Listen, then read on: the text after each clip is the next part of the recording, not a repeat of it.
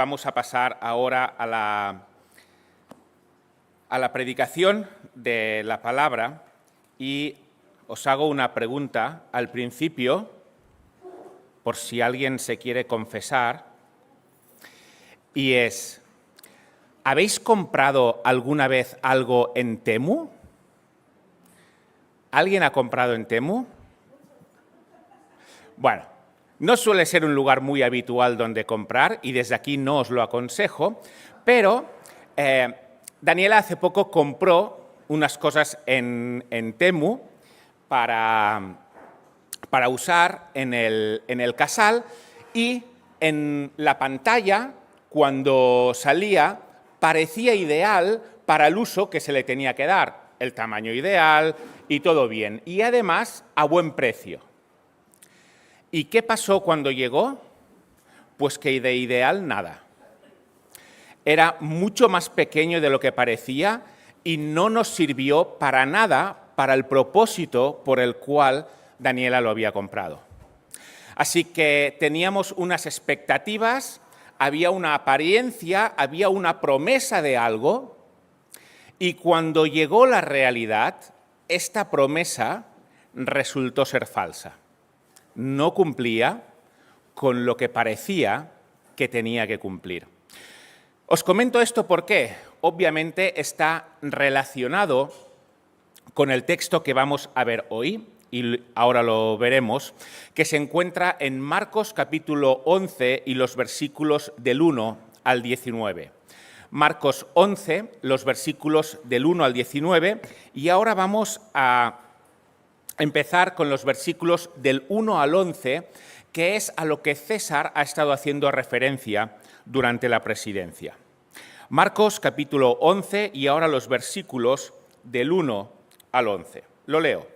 Dice: cuando se acercaban a Jerusalén junto a Betfagé y a Betania, frente al monte de los Olivos, Jesús envió 2 de sus discípulos y les dijo: id a la aldea que está enfrente de vosotros, y luego que entréis en ella, hallaréis a un pollino.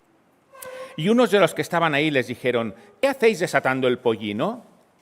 Ellos entonces les dijeron como Jesús había mandado, y los dejaron. Y trajeron el pollino a Jesús, y echaron sobre él sus mantos, y se sentó sobre él. También muchos tendían sus mantos por el camino, y otros cortaban ramas de los árboles y las tendían por el camino. Y los que iban delante y los que venían detrás daban voces diciendo: Hosana, bendito el que viene en el nombre del Señor, bendito el reino de nuestro padre David que viene, Hosana en las alturas. Y entró Jesús en Jerusalén y en el templo, y habiendo mirado alrededor todas las cosas, como ya anochecía, se fue a Betania con los 12. Cuando estamos en un país de tradición católica, todos sabemos a qué nos estamos refiriendo, ¿verdad? En este texto, y por supuesto como evangélicos también, no solo como a tradición católica. Es la entrada triunfal de Jesús en Jerusalén, lo que se llama a veces el Domingo de Ramos. Aquí Jesús está yendo hacia Jerusalén juntamente con los discípulos, y Marcos, con el resto de los sinópticos y con Juan, todos nos narran este episodio.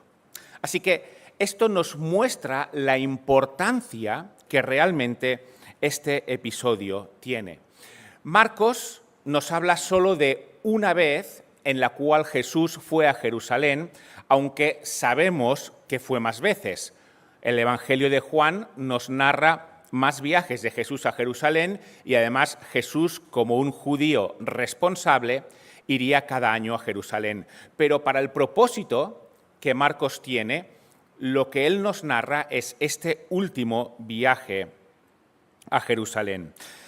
Es en domingo, y aquí nos dice que Jesús está cerca de Jerusalén, en Betania, que está a unos 3 kilómetros de Jerusalén, y es donde Jesús se solía quedar cuando visitaba esta región. Ya lo hemos visto anteriormente. Aquí en Betania había una familia muy querida por Jesús, donde él ya había estado. Es la familia de Lázaro, María y Marta, y él había resucitado a Lázaro. Así que encontramos a Jesús con sus discípulos aquí, donde ya ha estado otras veces, y les dice a los discípulos que se vayan a la aldea que está enfrente. No sabemos concretamente qué aldea es. Puede ser esta aldea que aquí nombra, que es Betfagé, y les dice que encontrarán un pollino atado. Y yo no sé qué es lo que pasa por vuestra mente cuando pensáis en un pollino. Yo me acuerdo que de pequeño, pollino me venía a la mente pollito. Así que pensaba que era algo parecido, pero claro, no puede ser un pollito porque una persona no puede montar en un pollito. Así que a lo mejor era algo tipo avestruz o alguna cosa parecida. Pero nada que ver con esto. Un pollino es un animal joven y en este caso es concretamente un burro, un asno, un burrito pequeño, joven. Entonces Jesús les dice a los discípulos que se vayan a esta aldea y que lo encontrarán atado y que lo cojan, se lo lleven a Jesús y que si alguien les dice, oye, ¿qué hacéis desatando este pollino y llevároslo? Que los discípulos tenían que responder, el Señor lo necesita. Aquí esto nos puede parecer que forma parte de Jesús como Dios, que Él tiene discernimiento de lo que hay en aquella aldea, que Él con su omnisciencia, porque lo sabe todo, sabe que allí encontrarán un pollino, sabe que los dueños se lo van a dejar y entonces los discípulos lo van a poder traer. Esta es una opción, pero no es lo más probable. Lo más probable es que Jesús, quien ya había estado en esa región, hubiera acordado con un hombre de allí que tuviera este pollino, que se lo dejara para este día y que le dijera a este hombre, mira, este domingo vendrán mis discípulos y recogerán este pollino tuyo. Y es para mí. Así que vendrán y lo recogerán. De manera que Jesús ya podía tener esto concertado, hablado con este hombre, y esto explicaría el por qué cuando lo cogen, el pollino, y hay unas personas que están ahí y les dicen a los discípulos, ¿por qué cogéis este pollino? Y los discípulos responden, el Señor lo necesita, y entonces ellos callan y dejan que se lo lleve. Esto es típico de algo que ya ha sido pactado anteriormente. Así que probablemente Jesús ya había hablado con el dueño del pollino y ahora manda a sus discípulos que lo traigan. Dice que es un pollino sobre el cual no ha montado nadie antes. ¿Por qué? Bueno, parece que aquí hace referencia a la pureza. Es un animal puro. Nadie lo ha usado antes. Los animales que se usaban para sacrificios se pide, según Números y según Deuteronomio, que hayan sido animales que no han sido enyugados, que no han sido utilizados para labrar, sino animales que todavía no han sido usados. Y probablemente esto es lo que está ocurriendo aquí. Así que los discípulos traen el pollino a Jesús, lo vemos en el versículo 7, y ponen sus mantos, los mantos de los discípulos, los ponen encima del pollino. Cosa lógica, porque si era un pollino sobre el que nadie había montado, entonces no tenía silla. Y para que Jesús pudiera subirse, ponen los mantos encima del pollino y de esta manera Jesús se sube. Entra en Jerusalén, entonces Jesús subido en este pollino, y hay en Jerusalén muchísimas personas, porque es la época de la Pascua y han ido a celebrar la Pascua como buenos judíos a Jerusalén. Así que los judíos que no vivían en Jerusalén, sino que vivían en otras aldeas, aunque vivieran lejos, en esta época de la Pascua habían ido a Jerusalén a celebrar la Pascua. Por tanto, tenemos aquí a Jerusalén llena, llenísima de gente. Y las personas, tal y como hemos visto en la presidencia, reciben a Jesús como un rey. Él entra en un pollino, nos dice el texto que ponen sus ramas, no necesariamente tienen que ser ramas, podía ser algún tipo de vegetación, ramas, hojas o hierba alta, pero lo cierto es que ponen sus ramas, ponen sus mantos al suelo para que Jesús, montado en el pollino, pase por encima de ellos. Este es el recibimiento que se le da a un rey. Y están citando, en este sentido, el Salmo 118, versículo 25 y 26, que es lo que nos ha dicho César. El Salmo dice: Hosana, bendito el que viene en el nombre del Señor, bendito el reino de nuestro Padre David que viene, Hosana en las alturas. Y Hosana significa, es una transliteración del hebreo. Transliteración quiere decir que es tal y como se pronuncia en hebreo. ¿Cómo se pronuncia en hebreo? Hosana. ¿Y qué quiere decir? Quiere decir, salve ahora, o oh Jehová, sálvanos ahora. Por lo tanto, estas personas están diciendo a Jesús, sálvanos ahora. Y a continuación, en el versículo 26, bendito el que viene en el nombre de Jehová, citando este salmo. Por tanto, ¿qué están reconociendo? Están reconociendo que Jesús viene en el nombre del Señor. Bendito el que viene en el nombre del Señor. Por tanto, viene con la aprobación de Dios. Y no solo esto, sino que viene además como descendiente de David.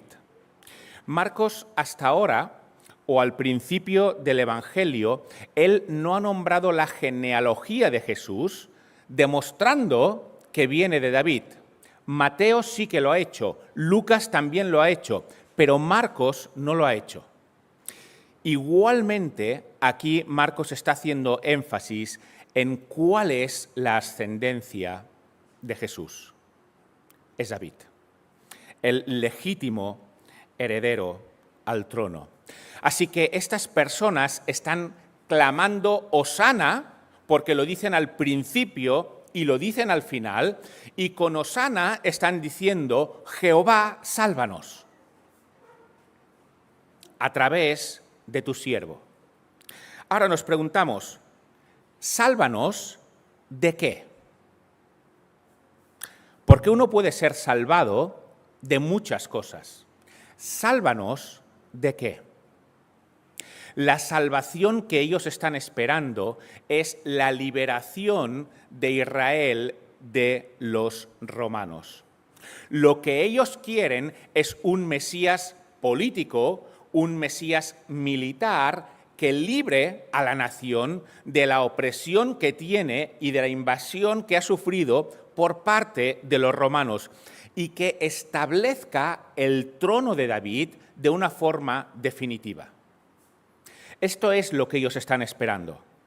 Así que este sálvanos, este Hosana, hace referencia a una situación que están viviendo, que era cierta, que era el hecho de ser invadidos por los romanos y de la cual desean ser librados.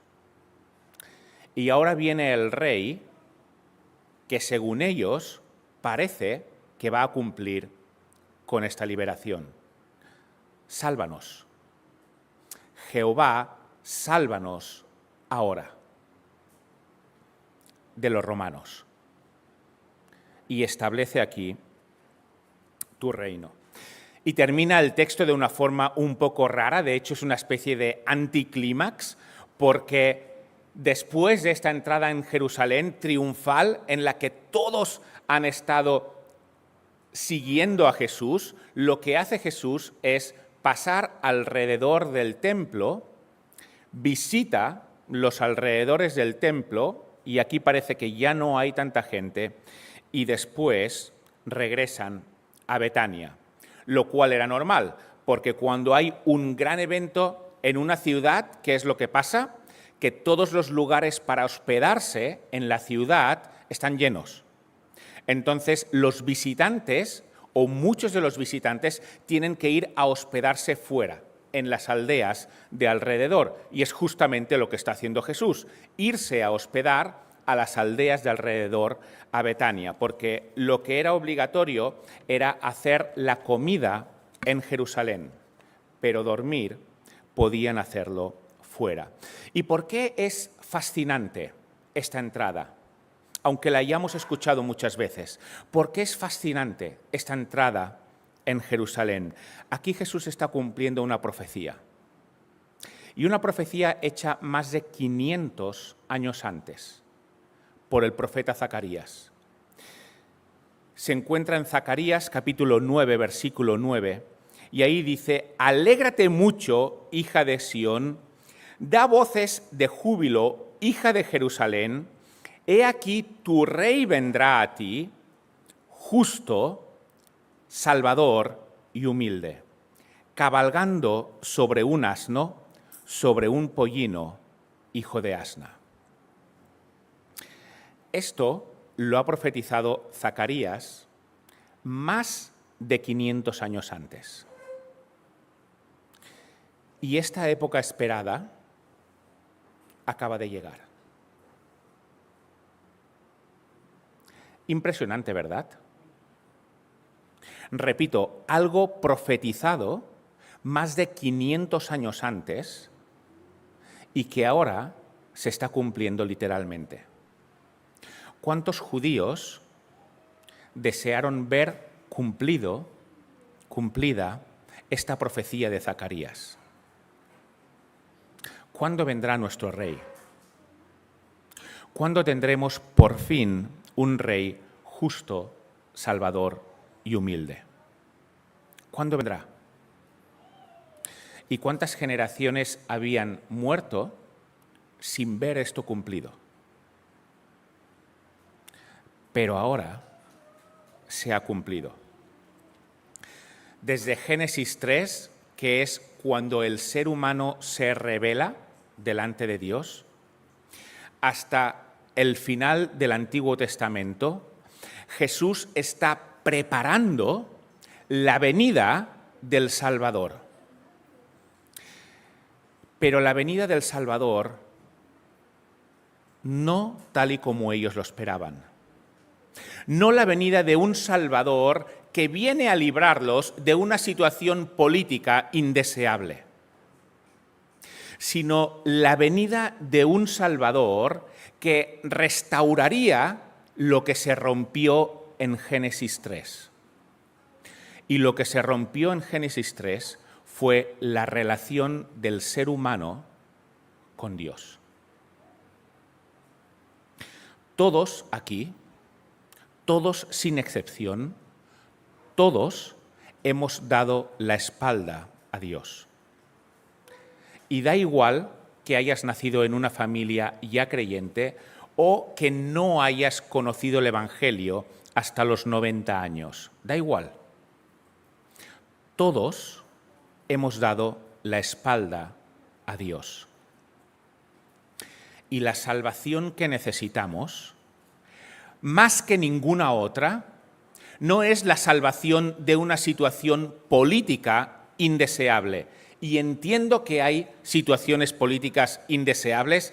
Aquí hay muchas personas que sois de Venezuela y en Venezuela hay una situación política indeseable y sería genial que esa situación política indeseable y que tanto daño hace al pueblo cambiara y se restaurara. Y la riqueza que tiene Venezuela fuera por fin para los venezolanos y pudieran vivir bien. Eso sería genial. Pero hay una salvación todavía más importante, que necesitamos todos. No la necesitan únicamente aquellos países que políticamente están mal, sino que la necesitamos todos. Y es la salvación de la condenación eterna.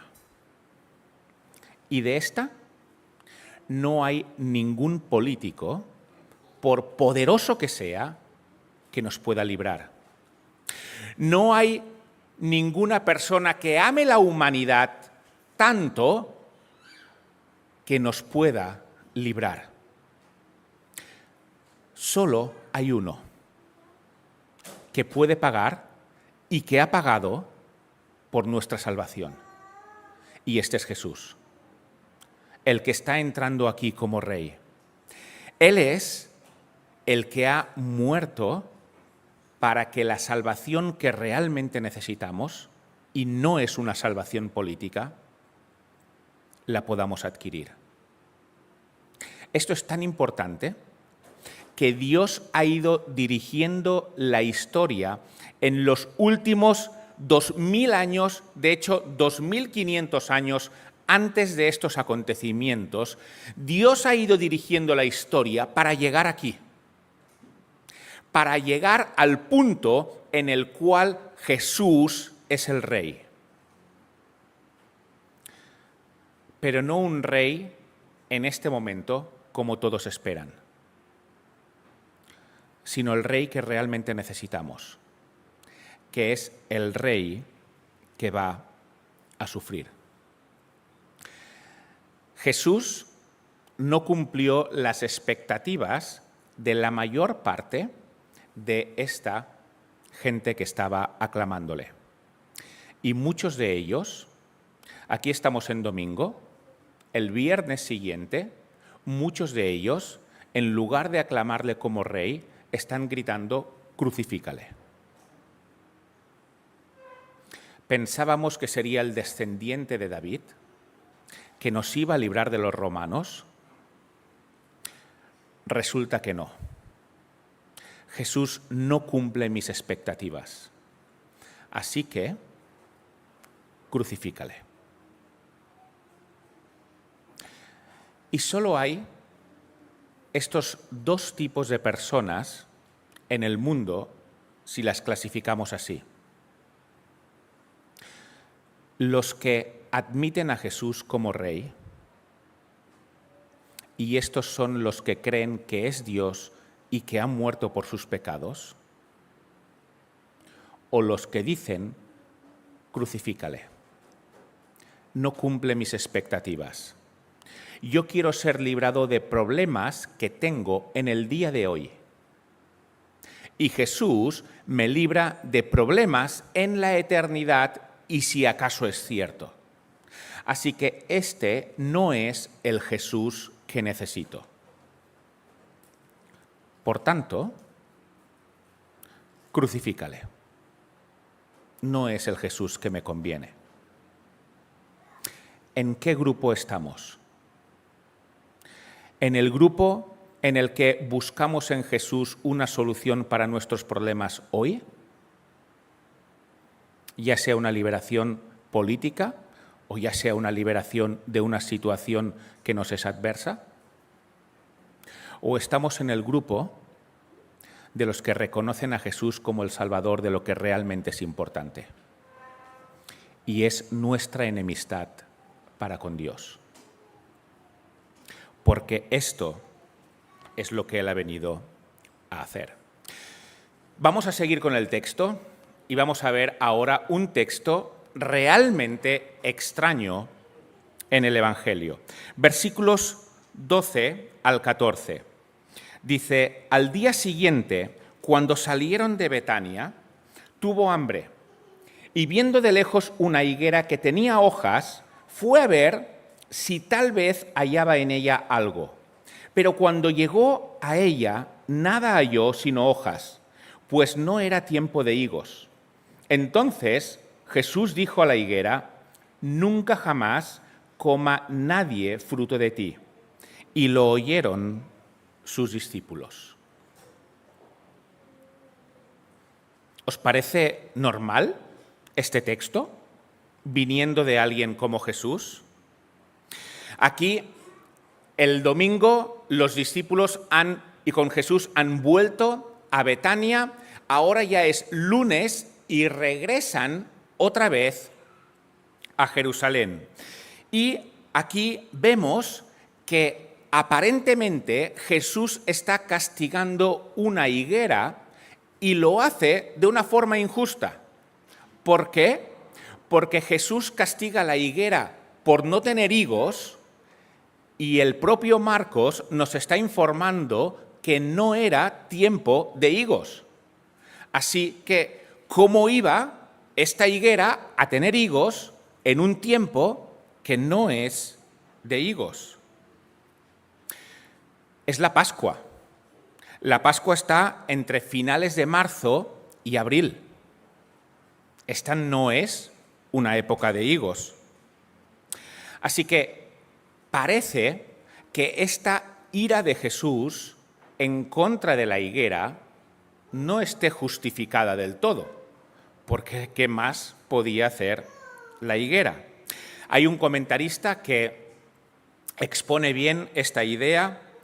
Dice, es una historia de poder milagroso echada a perder por culpa del mal temperamento, porque la energía sobrenatural empleada en maldecir al desafortunado árbol se podía haber utilizado mejor, haciendo que produjera una producción de higos fuera de temporada, tal y como parece que resulta simplemente increíble. Podemos pensar como este comentarista, ¿verdad? Jesús hace un milagro, pues el milagro que sea que en lugar de secar la higuera, que le haga dar frutos fuera de temporada, y así podrá comer. Otra persona de la que os hablé ya hace unos años en una predicación, Bertrand Russell, él tiene un ensayo en el que dice ¿por qué no soy cristiano? Y es una persona que nació en una familia cristiana. Y él, una de las cosas que cita en este ensayo es justamente este texto. Y dice, es una historia muy curiosa porque no era la época adecuada del año para los higos y no se podía echar la culpa de ello al árbol. Tampoco me parece que Cristo destacara por su inteligencia o virtud frente a otros personajes históricos famosos. Así que quien quiere criticar a Jesús utiliza este texto para decir, ¿veis? Jesús también tiene ira injusta hacia algo, en este caso hacia un árbol, y lo que hace es secarlo porque no ha dado higos en tiempo que no es de higos. ¿Eso es cierto? Desarrollemos un poquito el texto a ver si realmente estas opiniones tienen sentido. Jesús ve de lejos, lo vemos en el versículo 12, una higuera, en el versículo 13, perdón, Jesús ve una higuera con hojas. Y esto es importante. Y se acerca para ver si encuentra algo. El texto no dice que se acerca para ver si encuentra higos maduros. No dice esto, sino que dice que Jesús se acerca para ver si encuentra algo. Obviamente, no sería normal, no sería lógico esperar higos maduros en esta época. Así que Jesús no va a buscar higos maduros en esta higuera. Pero sí existe la posibilidad de que la higuera tenga algún fruto. ¿Por qué? Porque ya tenía hojas. Y esto es importante. Hay lo que se llama el fruto temprano que dan los árboles, que da la higuera, antes de los higos maduros. Y la misma Biblia lo cita. Leo un texto en Isaías 28, versículo 4, dice, «Y será la flor caduca de la hermosura de su gloria, que está sobre la cabeza del valle fértil, como la fruta temprana». No la fruta que hay cuando el árbol da su fruto maduro, sino la fruta temprana, la primera del verano. la cual apenas que la ve el que la mira, se la traga tal fuego como la tiene en la mano. No era época de higos maduros, es cierto, pero sí podía haber algo de fruto. ¿Por qué? Porque la higuera tenía hojas. Y si alguien dice, bueno, te estás justificando de una forma un poco extraña en el profeta Isaías para decir que la higuera podía tener algo. Bien, pues vayamos a una cita actual, por ejemplo, del periódico La Vanguardia, y ahí dice, es muy común que los frutos tempranos crezcan al mismo tiempo o incluso antes de que el árbol se llene por completo de hojas. La Vanguardia. No es algo para justificar el texto, sino La Vanguardia. Así que esta higuera aparentaba tener algo de fruto porque tenía las hojas. Y aunque no fuera la época de frutos, sí podía tener algo para poder comer. Y a pesar de esta apariencia que podía dar de lejos y que daba de lejos, cuando te acercabas a la higuera, cuando Jesús se acercó a la higuera, no tenía nada. No es que no tuviera higos maduros, es que no tenía ni siquiera este fruto temprano. Aparentaba algo de lejos, pero en realidad no lo cumplía. Como con Temu. Aparenta algo, pero después no lo cumple. Este hecho de aparentar algo y después no cumplirlo está relacionado con nuestro texto, con el que estamos viendo. Lo que viene a continuación, y ahora lo veremos brevemente, es justamente este hecho, la hipocresía.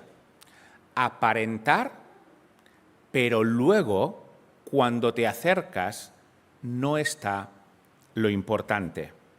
En realidad, en el templo, donde irá Jesús en el siguiente texto, ¿qué hay? Falta de santidad, hay falta de fruto espiritual por parte de los dirigentes de la nación, de los dirigentes religiosos y en general de toda la nación. Uno podía ver el templo de lejos. Uno podía ver los sacrificios de los sacerdotes. Uno podía ver las vestimentas y cómo cumplían todas las fiestas. Así que hay una apariencia de estar con Dios.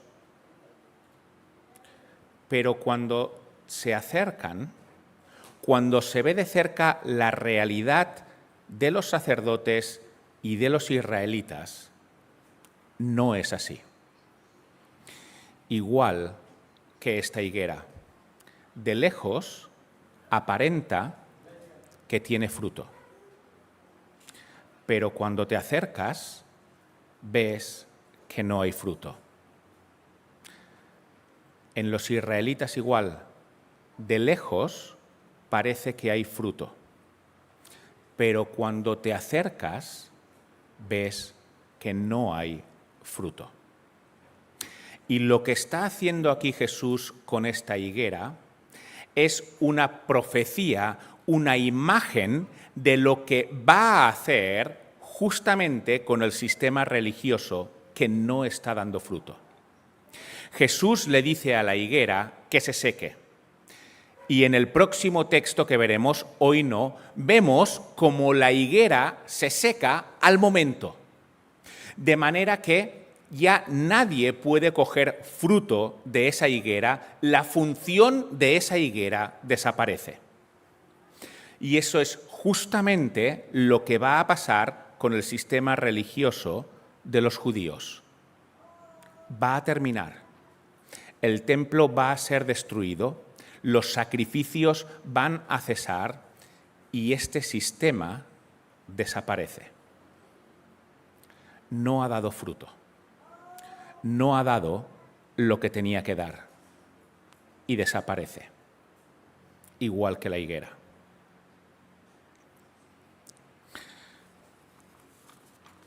Mucha apariencia, pero nada de fruto. A Jesús no le va esto. A Jesús no le va la apariencia, sino que lo que Él mira es el corazón. La misma Escritura nos lo dice. Los hombres miramos las apariencias, mas Jesús, mas Dios, mira el corazón. Dios no está siendo injusto con esta higuera. Jesús no está siendo injusto con esta higuera. Esta higuera prometió algo que no daba y Jesús la usó como ilustración para enseñar lo que iba a hacer con el sistema judío. Apariencia religiosa, pero sin fruto, sin espiritualidad. ¿Nos suena esto?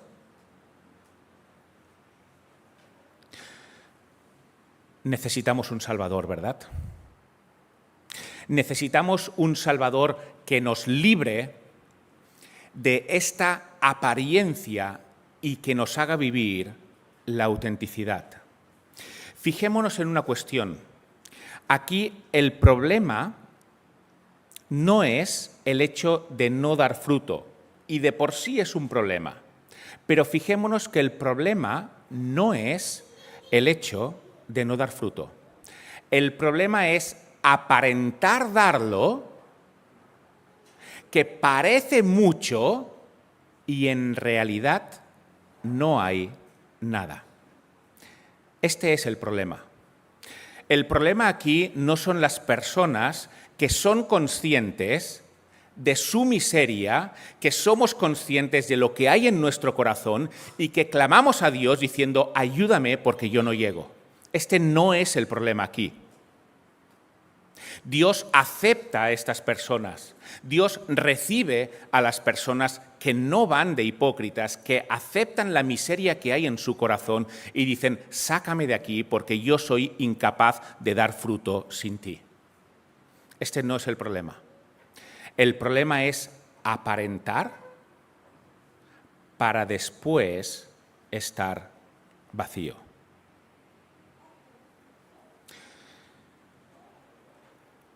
Necesitamos clamar Hosana. Sálvanos, Jesús. Pero no de nuestra situación política, sino de nuestra situación interna. El Evangelio de Marcos nos narra bastante cómo eran los discípulos y nos narra los fracasos de los discípulos. Jesús no los rechaza. Jesús los restaura. ¿Por qué? Ellos no iban aparentando. Erraban, es cierto. Eran torpes, es cierto. Les costaba aprender, es cierto. Pero había fruto, porque buscaban a Jesús de verdad. Esto es lo que Dios quiere. Para terminar, versículos del 15 al 19. Aquí dice, vinieron pues a Jerusalén y entrando Jesús en el templo comenzó a echar fuera a los que vendían y compraban en el templo y volcó las mesas de los cambistas y las sillas de los que vendían palomas. Y no consentía que nadie atravesase el templo llevando utensilio alguno. Y les enseñaba diciendo, ¿no está escrito mi casa será llamada casa de oración para todas las naciones? Mas vosotros la habéis hecho cueva de ladrones.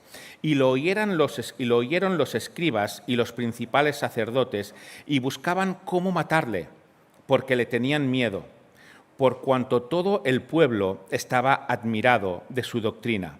Pero al llegar la noche, Jesús salió de la ciudad. Siguen hacia Jerusalén, llegan al templo. El templo tenía diferentes patios, lo que se llaman atrios, y el patio más exterior de todos era el patio de los gentiles. Los gentiles son aquellas personas que no son judíos. Después de este patio de los gentiles estaba el patio de las mujeres judías.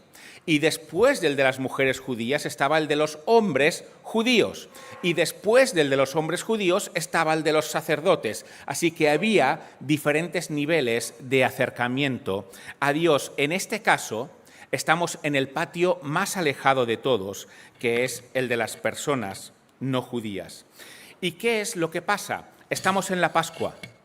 En la Pascua se hacen sacrificios. Por tanto, los judíos que van ahí tienen que ofrecer sacrificios, pero hemos visto que muchos de los judíos, de hecho la mayor parte de ellos, no vivían físicamente en Jerusalén, sino que vivían en otros pueblos muy lejos y iban a Jerusalén andando. Y si tienen que sacrificar animales en Jerusalén, ¿cómo lo hacen? No llevarán al animal andando todo el camino, porque eran días de camino. Por tanto, lo que había en Jerusalén eran lugares donde podías comprar los animales para los sacrificios. Y de esta forma los peregrinos que iban no tenían que llevar consigo los animales para sacrificar. Aquí nos está hablando Marcos concretamente de los que vendían palomas, y las palomas eran los animales que tenían que ofrecer las personas pobres, que eran las personas que no tenían dinero para acceder a otros animales. ¿Y qué es lo que había pasado? Pues lo que había pasado es que estos animales, en lugar de venderse fuera del templo, como era costumbre, anteriormente se vendían en el Monte de los Olivos, ahora se habían instalado, y parece ser que no hacía mucho tiempo, se habían instalado a venderlo dentro del templo, en esta zona que era de los gentiles. Pero no solo vendían los animales, lo cual era algo legítimo, era correcto, porque las personas tenían que sacrificar animales, sino que además, mira, ya que los judíos están obligados a comprar los animales para los sacrificios, ¿qué vamos a hacer? Pues vamos a hinchar el precio. Así que lo que vale 2, ahora vale 4.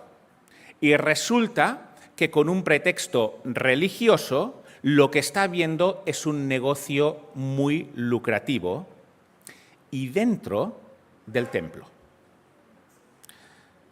Y Jesús dice, esto no puede ser así. El templo, el lugar donde está Dios, es una casa de oración, y fijémonos qué bonito lo que dice, para todas las naciones. No solo para los judíos, sino para todas las naciones. Jesús ve como la casa de su Padre es una casa que se ha convertido en lo que no debería ser. Una casa donde con el pretexto de la religión se obtienen muchas ganancias, y este nunca ha sido el propósito de Dios. Se enfada y tira las mesas de los que tienen las palomas y también de los que tienen las monedas. Estas monedas se utilizaban, se cambiaban para poder ofrecerlas en el templo, porque había monedas que tenían la cara del emperador, y para el templo las monedas no debían de tener la cara del emperador. Así que uno podía ir ahí y cambiar las monedas para monedas que fueran buenas para ofrecerse en el templo. Pero esto que es legítimo se convierte en un negocio. Y Dios dice, esto no debe ser así. Fijémonos que, aunque el Evangelio de Juan nos dice que Jesús utilizó un látigo, no se nos dice que pegara a nadie. Jesús no pegó a nadie. Jesús lo que hizo fue sacar del templo aquello que estaba cambiando el propósito del templo. Obviamente los dirigentes del templo, los principales sacerdotes, los escribas se le opusieron y quisieron matarle, cosa que lograrán 4 días después, pero en este momento no actúan por miedo al pueblo, porque el pueblo tiene a Jesús por un profeta. Jesús busca lo que busca su Padre. ¿Y qué es? Que haya un lugar donde se le pueda adorar, donde se le pueda buscar de verdad. Eso es lo que Jesús quiere. Y ellos han cambiado el uso del templo. ¿Qué aplicación tiene esto para nosotros? En 1 Pedro, capítulo 2, versículos del 4 al 5, nos dice: acercándoos a Él, a Jesús, piedra viva, desechada ciertamente por los hombres, mas para Dios escogida y preciosa. Vosotros también, nosotros también, como piedras vivas, sed edificados como casa espiritual y sacerdocio santo, para ofrecer sacrificios espirituales aceptables a Dios por medio de Jesucristo.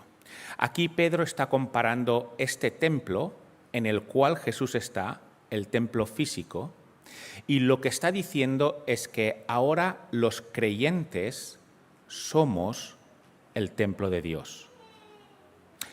Ya no piedras grandes, sino piedras vivas. Ahora, el lugar donde Dios mora ya no es un edificio hecho de piedras, sino que el lugar donde Dios mora somos tú y yo, si hemos creído para salvación.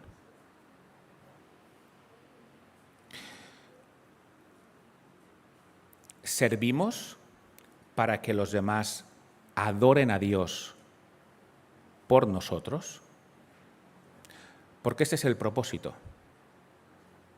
Que cualquier persona de cualquier nación, al acercarse a Dios, al acercarse al templo, tenía que encontrar la presencia de Dios y adorarle. Cuando las personas se acercan a nosotros, encuentran la presencia de Dios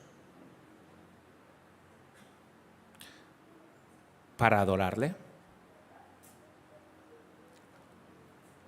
¿O tiene que entrar Jesús también en nuestro interior y decir: mira, esto fuera y esto fuera? Concluyo. Y voy a concluir no con el orden con el que he empezado, sino diferente. En primer lugar, fuera las apariencias. No seamos como esta higuera, que promete mucho y después no tiene fruto. Porque esto tiene su fin.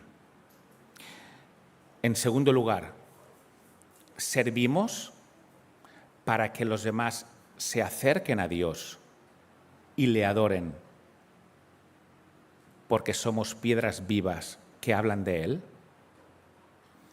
Esta es nuestra tarea.